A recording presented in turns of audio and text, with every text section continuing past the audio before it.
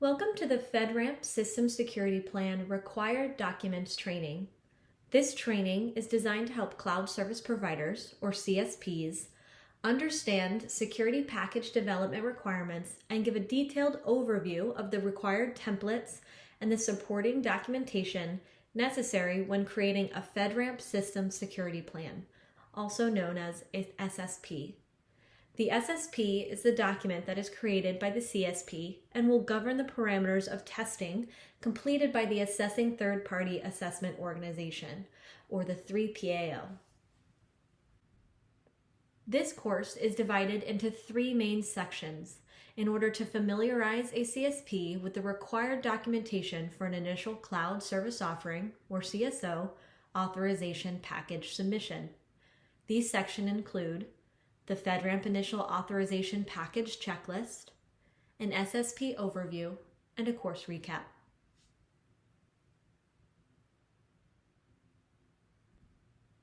At the conclusion of this course, you should understand the following things. First, the documents required in the initial authorization package submission and the relationship between them. Second, the essential nature of the SSP. Third, the organization of the SSP and why it is necessary for the assessments performed on the system. And finally, how to prepare for and develop information within each section of the SSP that is clear, concise, consistent, and complete. In this section, we will review the FedRAMP Initial Authorization Package Checklist. This checklist is a tool that is used to track all the documentation required to generate a complete SSP. FedRAMP does not accept a package until all the correct documentation is uploaded. Therefore, CSPs and 3PAOs are required to use the checklist to compile the latest documentation relevant to the CSO with correct versions and dates matching those on the documents. The FedRAMP Initial Authorization Package Checklist is available on the FedRAMP website. In order to protect government information, operations, and assets against threats, the FedRAMP process requires a high level of documentation and rigor. At first glance of a typical 700-plus page SSP, the task of beginning to document your cloud system can seem daunting. However, in order to remove some of the overwhelming aspects of capturing the CSO on paper, FedRAMP has developed a set of templates. Use of these available templates is required and a critical aspect of the FedRAMP process for the following reasons.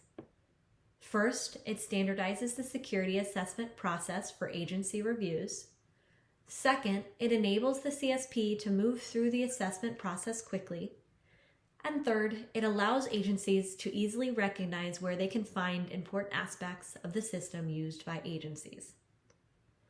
All templates that FedRAMP provides are located on fedramp.gov. However, there are some documents that are required for the initial package submission for which FedRAMP does not provide a template. This includes the Incident Response Plan, the Configuration Management Plan, and Policy and Procedures. In these cases, please follow the NIST Special Publication 800 Series standard and ensure that the required information is captured appropriately. This slide provides a checklist of the FedRAMP required documents that the CSP creates for cloud authorizations. As you can tell by the list, the CSP is responsible for the greatest amount of documentation. Remember, when available, the CSP must use FedRAMP templates for the FedRAMP authorization. You may recognize these documents because these are similar to those used for the Federal Information Security Modernization Act, or FISMA, authorizations. Essentially, FedRAMP is FISMA for the cloud. FedRAMP uses the same low, moderate, and high baselines based on the NIST SP 800-53. The big difference between FISMA and FedRAMP is that for FISMA authorizations, the agencies create and maintain these documents for any of the services installed on premises for use. For agency authorization, FedRAMP recommends that agencies use a FedRAMP-approved 3PAO for the assessment. However, agencies do have the option of using their own independent assessor. The level of independence must be judged and signed off by the agency authorizing official, and the agency must ensure that the entity is truly independent, follows FedRAMP processes, and uses FedRAMP templates. The CSP is responsible for engaging with the 3PO after they perform the security assessment to ensure the plan of action and milestones, also known as the POAM, is populated appropriately. Additionally, the CSP is responsible for supplying FedRAMP with a continuous monitoring plan or strategy, and then providing monthly continuous monitoring submissions. Now we'll take a look at the responsibilities of a 3PAO. The 3PAO performs a security assessment to determine the security and risk posture of the service. This assessment determines an acceptable level of risk for the agency choosing to operate the service and the effectiveness of mitigating security controls. The security assessment also provides recommendations for correcting identified weaknesses and deficiencies. There are three main components of the security assessment: the security assessment plan, also known as the SAP, the security assessment report, also known as the SAR, and the plan of actions and milestones, also known as the POAM. As listed, the 3PAO is responsible for developing the SAP and the SAR and should collaborate with the CSP who creates the POAM. The SAP is the strategy for how the 3PAO plans to test the effectiveness of the security controls implemented on the system. This plan also includes the penetration test plan and clearly articulates how all attack vectors are going to be tested, consistent with FedRAMP penetration test guidance. The final SAP is signed by the CSP and the 3PAO, and it serves as the overarching rules of engagement in testing the system. The SAR describes the assessment process, procedures, and residual risk associated with the vulnerabilities identified during the security assessment of the cloud service. There's also a 3PAO recommendation on whether the CSO should be accepted into the FedRAMP program based on the amount of residual risk accepted for operating the system. The risk exposure table, also known as the RET, is integral to the SAR because it is the compilation of all the identified risks to the service. This RET is aggregated by the 3PAO to ensure that the CSP documents all identified deficiencies in the POAM. Finally, we will take a look at the documentation responsibilities of the authorizing official, or the AO. Currently, a CSP may obtain a FedRAMP authorization by one of two paths: either a provisional authority to operate, also known as a PATO, obtained through the Joint Authorization Board, or the JAB, or an authority to operate, known as an ATO, obtained through an agency. This means that either the JAB or the partnering agency is responsible for providing the authorization letter to the CSP. Each agency that wishes to leverage the CSO must do their own risk assessment to ensure the risk posture of the CSO is comparable with their agency's AO risk posture and issue an ATO for the agency's use of the CSO. In the agency authorization path, agencies may work directly with a CSP at any time, and the CSP will work with an agency to obtain an ATO through the FedRAMP authorization process.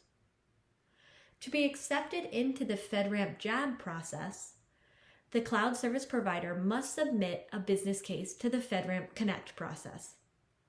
This business case must prove to the FedRAMP PMO that there is a government-wide demand for use of the product.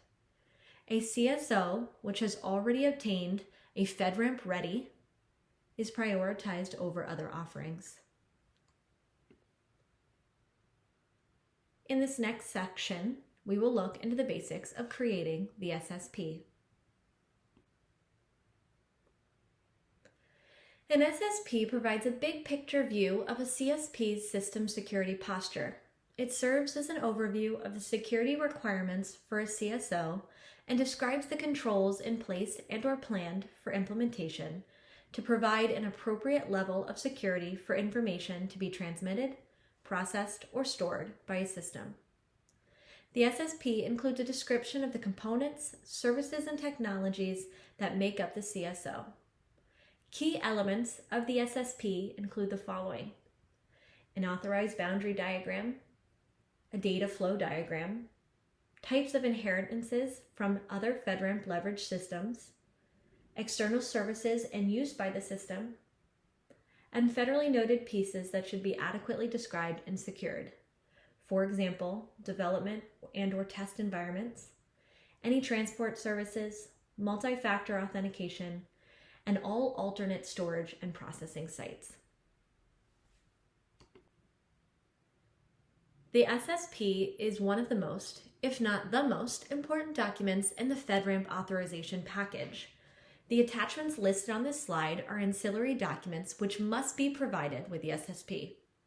All are equally weighted. However, there are a few that provide a quick insight into the system for agencies that are considering use of that system. These include the Information System Contingency Plan, the Incident Response Plan, the Configuration Management Plan, the Privacy Threshold Analysis / Privacy Impact Assessment, and the Control Implementation Summary. We will now go into a bit more detail for each of these documents. First, the Information System Contingency Plan. This plan is used to define and test interim measures to recover information system services after a disruption. The ability to prove that systems data can be routinely backed up and restored within agency-specified parameters is necessary to limit the effects of any disaster and the subsequent recovery efforts. CSPs are required to use the FedRAMP-provided template. Second, the Incident Response Plan. This plan documents how incidents are detected, reported, and escalated, and should include timeframes, points of contact, and how incidents are handled and remediated. The Incident Response Plan should be consistent with the NIST Special Publication 800-61 and the FedRAMP Incident Communication Procedures document. Third, the Configuration Management Plan describes how changes to the system are managed and tracked. The Configuration Management Plan should be consistent with the NIST SP 800-128. Fourth, all authorization packages must include a Privacy Threshold Analysis, PTA, and, if necessary, a Privacy Impact Assessment, or PIA. The PTA template is embedded as attachment 4 in Section 15 of the FedRAMP SSP template. The PTA includes 4 qualifying questions to determine if a personally identifiable information, PII, is collected by any component of the CSO. If the answer to any of the qualifying questions is yes, the CSP must complete the FedRAMP PIA template and submit it as an attachment to the SSP. And the final document we will discuss is the Control Implementation Summary, which includes the Customer Responsibility Matrix. This FedRAMP-provided Excel workbook template provides a combined view of the implementation status and control origination for each control. It also includes a matrix of control where responsibility lies with the customer, along with a description of what the customer is responsible for doing. Agencies rely on the CIS workbook to understand the scope and nature of customer-specific responsibilities. Oftentimes, it is the first document opened by the AO, or the designee, when reviewing an authorization package.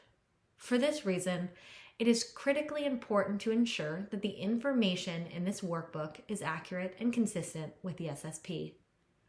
Before submitting the authorization package, set aside time to conduct a crosswalk between the SSP and the CIS workbook. This will go a long way towards preventing delays during the review process. For more information about the other documents listed, check out our website at fedramp.gov. Now that we have discussed the documentation that makes up a FedRAMP security package, let's discuss a few of the requirements that must be in place for the offering to be considered for FedRAMP approval. It is essential that the CSP must be able to document key characteristics of their cloud system. First, The CSO must be documented to demonstrate the system boundary and all data flows. All data in transit and data at rest must be protected with FIPS 140 validated encryption. Next, it must capture all customer responsibility and system diagrams. These diagrams must show the CSO provides identification, two-factor authentication, and all authentication methods for network and local access. The documentation must also capture the scanning capability for operating systems, databases, and web applications, and show that the CSP can remediate high, medium, and low risk within the FedRAMP remediation timeframes of 30, 60, or 180 days. Finally, it must show an inventory for all hardware, software, and firmware. FedRAMP has created a process called the Readiness Assessment and has provided a step-by-step template for a moderate and a high baseline readiness assessment for a CSO.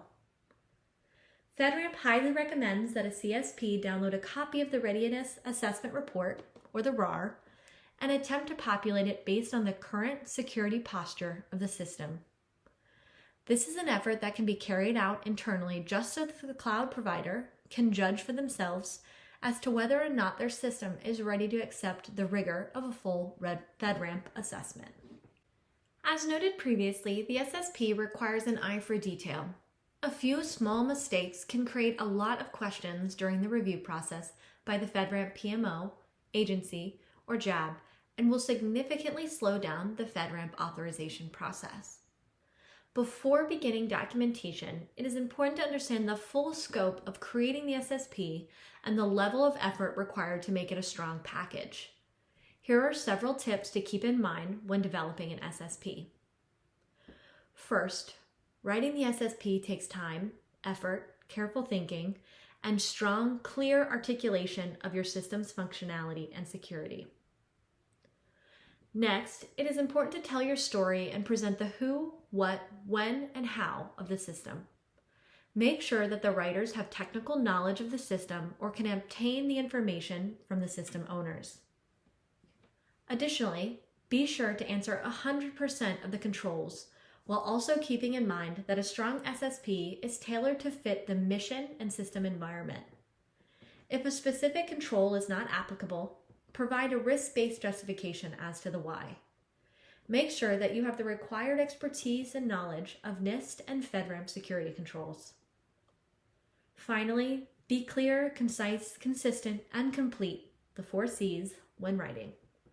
Ensure you adequately reference all documentation and that your system is compliant with FedRAMP requirements. Consider the resources necessary to complete the SSP, as often one writer is not enough and you may have to allocate additional resources and subject matter experts.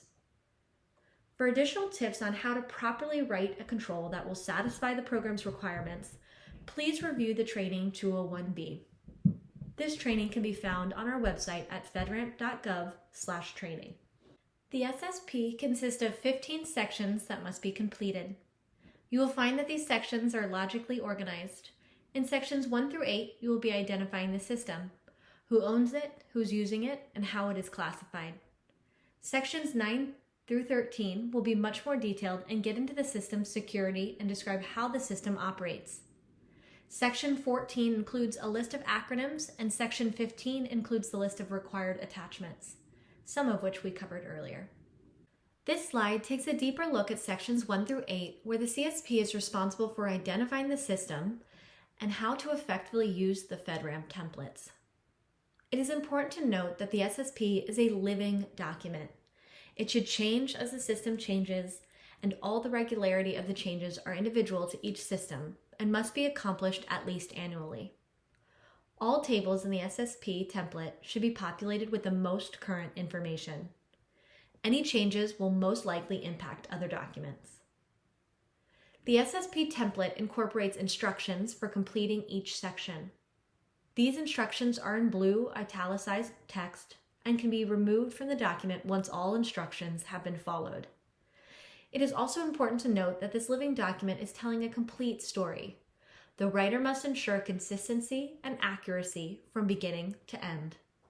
Any inaccuracies throughout will result in inaccuracies in the security control implementation summaries. Finally, when identifying the system, it is important that the authorization boundary is explicitly identified in the network diagram and that any data flow diagrams are aligned with it. Section 9, the General System Description, contains some of the most important parts of the SSP because it describes the overall system functionality and architecture, the types of users that will access the system, and, most importantly, it describes the authorization boundary, which defines the scope of testing. In the System Function and Purpose section, the writer should provide specific details, such as what does it do, who does it serve, what is it all about. By providing detailed information in this section, you will help provide context behind the next 3 subsections. In the Systems Component and Boundaries section, this describes the information system's major components, interconnections, and boundaries in sufficient detail that fully and accurately depict the authorization boundary for the information system. The system's authorization boundary is critical to cloud security models and impacts the risk authorization levels for the FedRAMP assessment. The authorization boundary diagram is a visual representation of the system, services, components, and technologies that make up the authorization boundary for the cloud offering. The boundary diagram also depicts all external systems or services that provide functionality to the cloud offering or that are used to manage and operate it. This includes underlining LAS and PaaS offerings, system interconnections, APIs, external cloud services, corporate shared services, and any update services. Anything that impacts the confidentiality, integrity, availability, and security of the cloud offering and the government data that resides in it should be included in the authorization boundary or in the boundary of another FedRAMP authorized cloud. It is extremely important that your diagrams are consistent with the narratives offered in the front sections of the SSP and in the control implementation statements. Agency customers should be able to get a full picture of the authorization boundary and how the components within function using your narrative along with a visual depiction. For this reason, FedRAMP carefully scrutinizes the system description, the network architecture diagram, authorization boundary diagram, and data flow diagrams to ensure consistency throughout the SSP.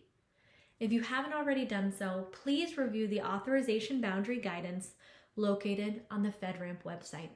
Section 9 also takes a look at the different types of users.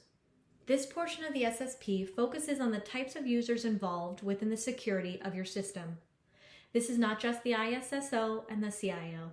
It also typically includes database admins, firewall admins, and really anyone that is responsible for the implementation of a security control.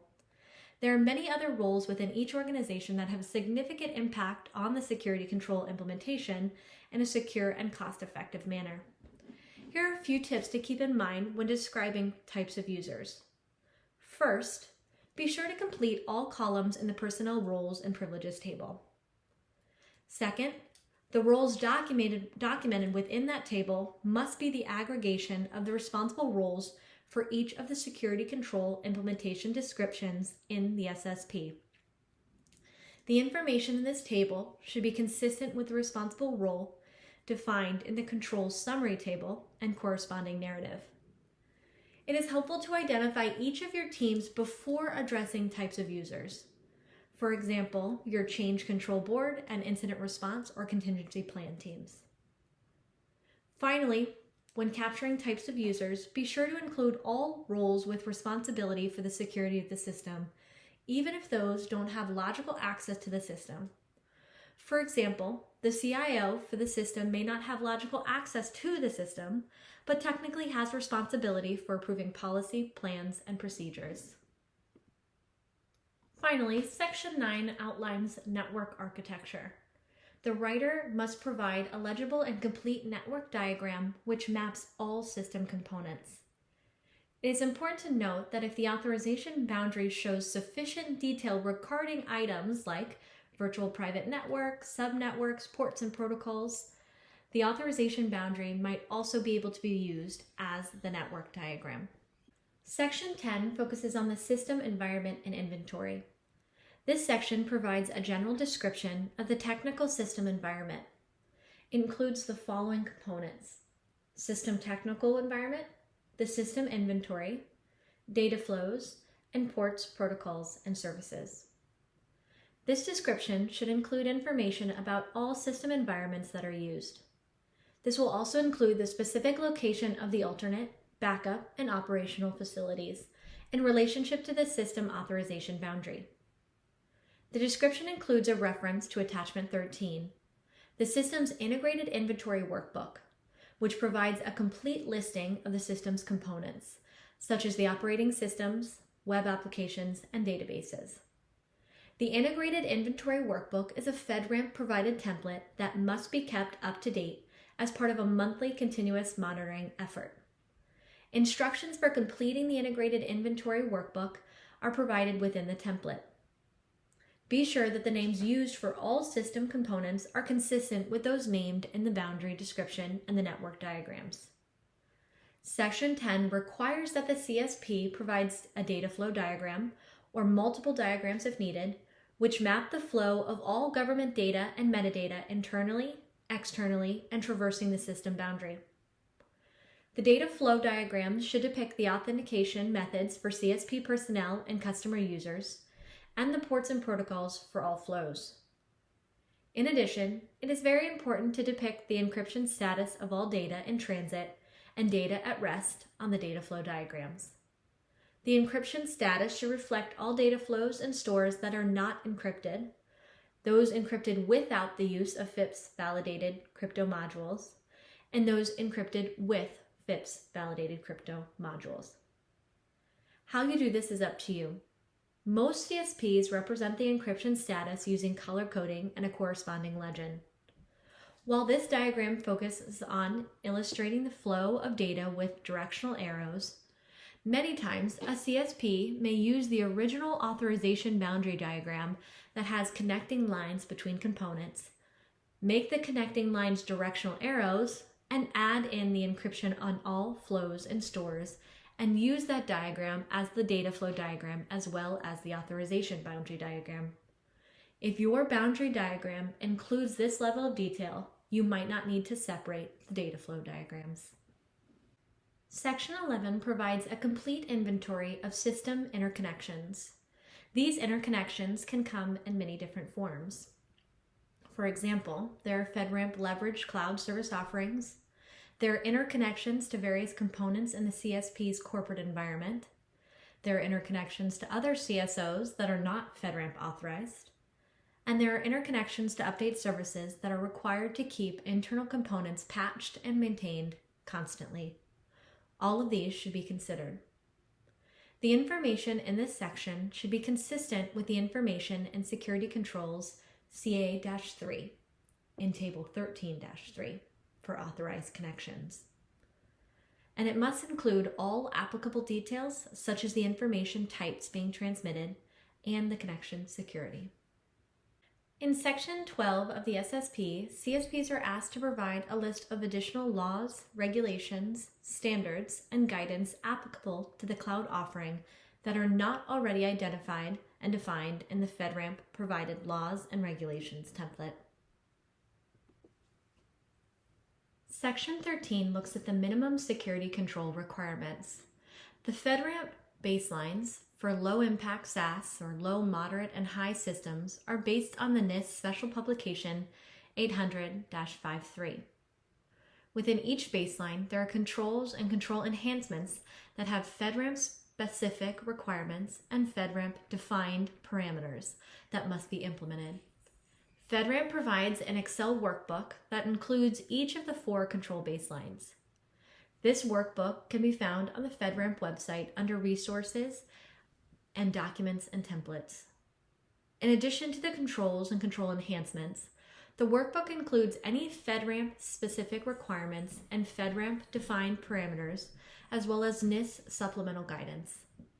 The NIST supplemental guidance provides context and helps explain the intent of a control requirement. We encourage you to review the supplemental guidance when developing your control implementations. Finally, for more information, we recommend you watch the recording of the 201B training on how to write a control. This course provides an overview for a CSP on how to properly write a control that will satisfy the program's requirements. This course is designed for a CSP pursuing a JAB authorization with a 3PAO or a 3PAO conducting an assessment of the cloud system. The recording of this module can be found under online courses at fedramp.gov/training.